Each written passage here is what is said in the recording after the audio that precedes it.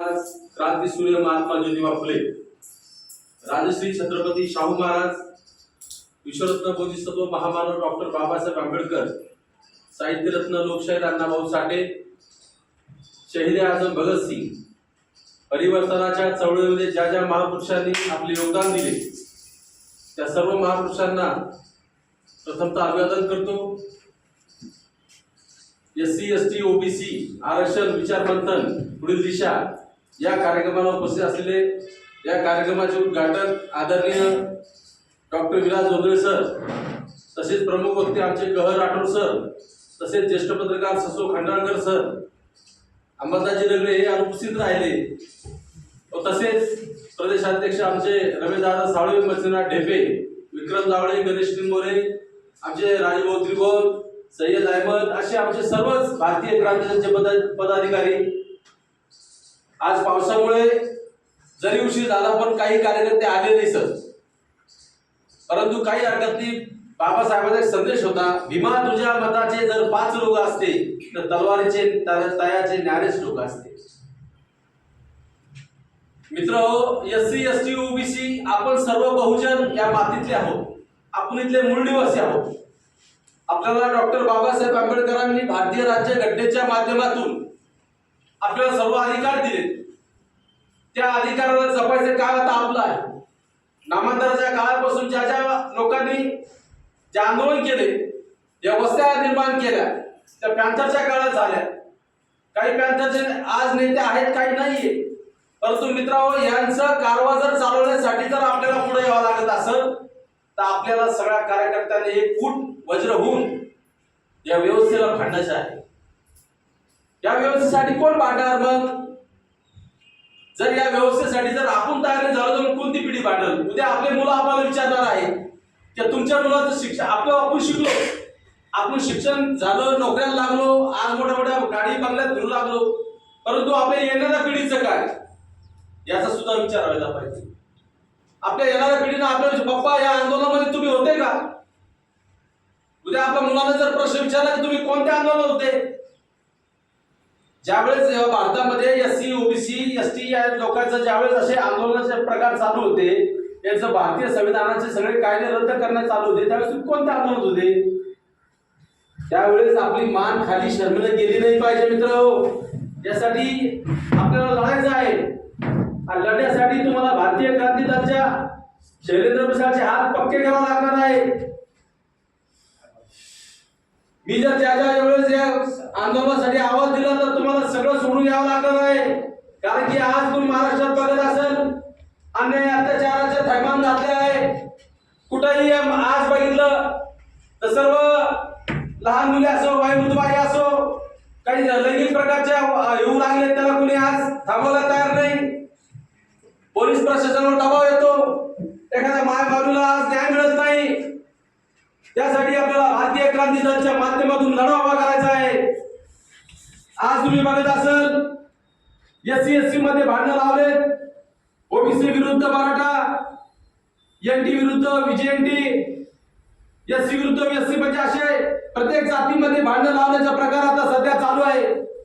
हे थांबवणे काम सुद्धा आपल्या तरुण पोरावर आहे आणि याच्यासाठी आपल्याला एकत्र यावं लागणार आहे। आज मी एखाद्या कार्यक्रम जर पुकारला तर एकची वेळ दिली तर 1:30 वाजता येतात, 2 वाजता इतर कुठे थांबावं लागणार आहे, कारण की मी माझं स्वतःचं काम करत नाही। फुले शाहू आंबेडकरांचा वारसा असं सहज चालत नाही, त्याला रक्ताचं पाणी करावं लागतं। त्यामुळे फुले शाहू आंबेडकरांचा विचार घेऊन पुढे जावं लागणार आहे। डॉक्टर बाबासाहेब आंबेडकरांनी आपल्याला सांगितलं एससी एसटी ओबीसी जर येत नसेल तर व्हीजेएनटी नसेल तर तुम्ही त्यांना सोबत घ्या, तुमच्या खांद्यावर धुरा दिली आहे, कारण डॉक्टर बाबासाहेब आंबेडकरांनी संविधान निर्माण केलेलं आहे। त्या संविधानाला वाचवायचं काम आपल्याला करावं लागणार आहे।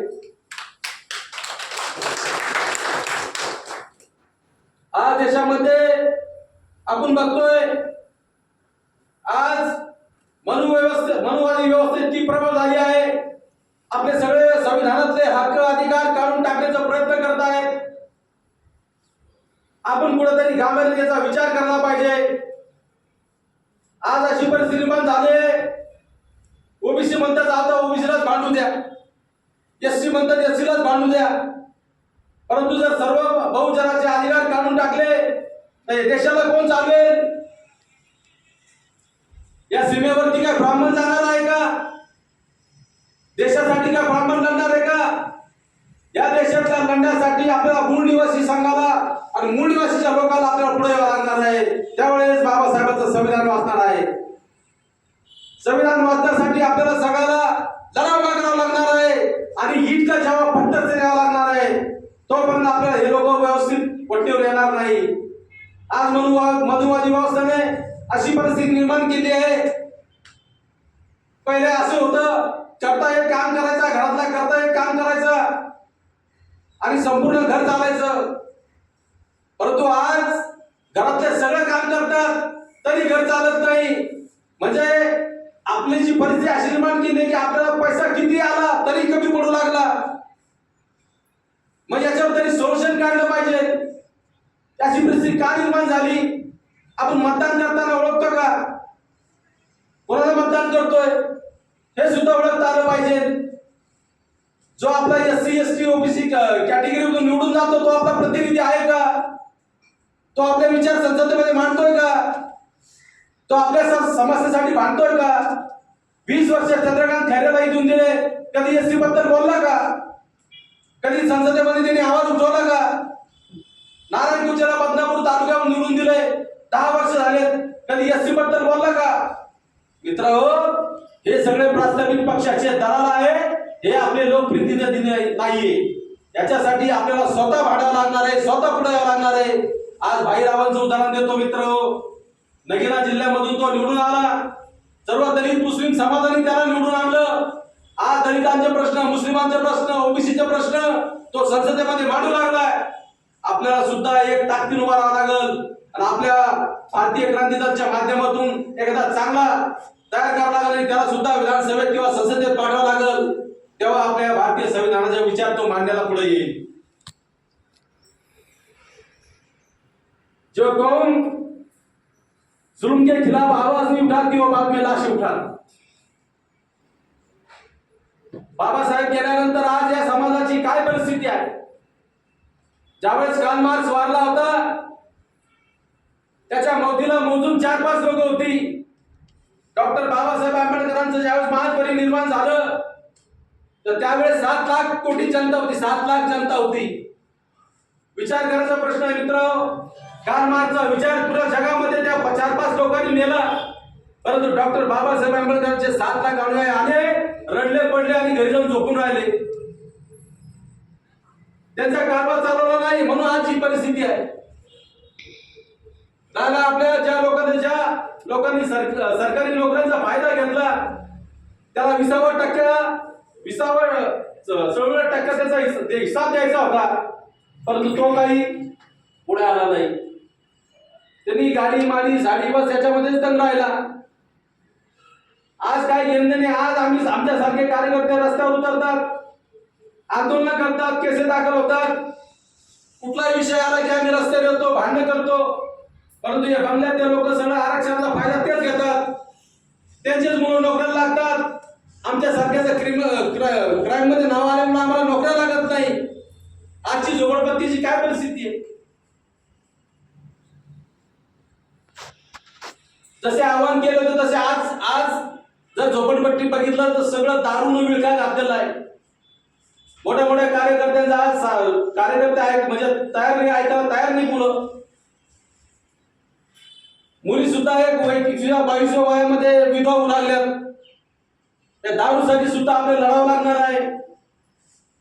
राहिला प्रश्न, ठीक आहे आमचं जर सगळं काढून घ्यायचं काढून घ्या, पण यांचे सुद्धा उभ्या बाजऱ्या सोडून आणल्याशिवाय आम्ही स्वस्त बसणार नाही हा इशारा मी त्यांना देतो. काय हरकत नाही, घ्या आमचं सगळं घ्या, आमचं सगळं ऐकून घ्या, काय करायचं करून घ्या. परंतु भारतीय क्रांती दलाच्या माध्यमातून त्यांना बी आव्हान आहे. माझ्यासारखे मी भारतीय क्रांती असे कार्यकर्ते जे जीवावर उदार होतात आणि येणाऱ्या पिढीला आम्ही सांगून देऊ तुमचं सगळं स्कूल घेऊ आम्ही. एकाही आमदाराला रस्त्यावर फिरू देणार नाही हा भारतीय क्रांती दलाचा इशारा आहे. एकाही खासदाराला फिरू देणार नाही. तर आमच्या हक्काधिकार काढून घेत असेल तर काही गरज नाही. 5 लोक पाहिजे फक्त. हमला करायला काही जास्त लोक लागत नाही. बाबासाहेब गेल्यानंतर वामनदादा खडक आपल्या गीतातून म्हणतात, भीमा, आता ते लय अवघड प्रश्न आहे, सांगतो ते आज तरी.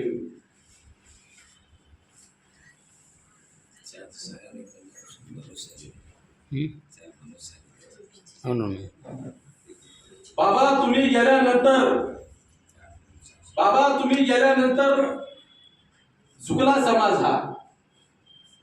बाबा तुम्ही गेल्यानंतर झुकला समाज हा.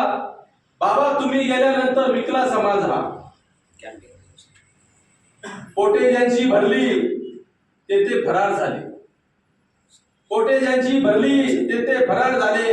भीमा तुझ्या रथाचे घोडे चुकार झाले. परक्या रथाला सोडून सारेच चुकार झाले. कोटेच भाव नाही इतके भिकारचोट झाले. मित्रो, या भारतीय क्रांती दलच्या माध्यमातून एवढंच सांगणं आहे की आपल्याला खूप लढावं लागणार आहे. यासाठी तुम्हाला सर्व ताकदीनिशी माझ्यासोबत जावं लागणार आहे. कारण की भारतीय संविधानाचा लढा लढत असताना ठीक आहे, आज आपल्यासोबत ओबीसी बांधव कमी प्रमाणात आहेत, परंतु त्यांचा सुद्धा लढा आपल्यालाच लढावा लागणार आहे. कारण की भारतीय संविधान जे बाबासाहेबांचे निर्माण केलेलं आहे ते टिकवण्याचे काम सुद्धा आपल्यालाच करावं लागणार आहे. यासाठी एवढंच बोलतो, तिथे थांबतो. जय भीम, जय भारत.